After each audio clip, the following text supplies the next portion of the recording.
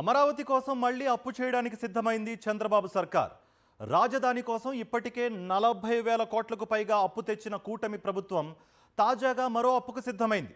తాజా రుణంతో కలిపి అమరావతి కోసం చంద్రబాబు ప్రభుత్వం చేస్తున్న అప్పు 47,000 కోట్లను దాటనుంది. అమరావతి రాజధాని కోసం చంద్రబాబు సర్కార్ చేస్తున్న అప్పులు ఇంతింతై వటుడింతై అన్నట్లుగా పెరిగిపోతున్నాయి. రాష్ట్ర ప్రభుత్వ గ్యారంటీతో రాజధాని కోసం మరో 7,387 కోట్ల 70 లక్షల అప్పు చేస్తున్నారు. నాబార్డు నుంచి ఏపీ సిఆర్డీఏ తీసుకునే అప్పునకు రాష్ట్ర ప్రభుత్వం గ్యారంటీ ఇచ్చింది.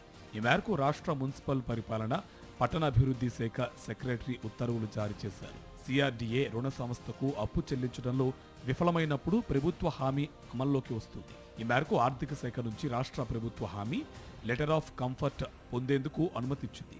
హామీ ఇచ్చిన మొత్తంపై 5% గ్యారంటీ ఫీజును సిఆర్డీఏ చెల్లించాలి.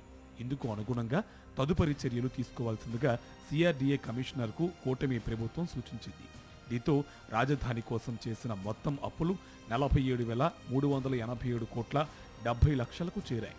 రాజధాని అమరావతి అనేది సెల్ఫ్ ఫైనాన్స్ ప్రాజెక్టుగా పలుమార్లు ముఖ్యమంత్రి చంద్రబాబు చెప్పారు.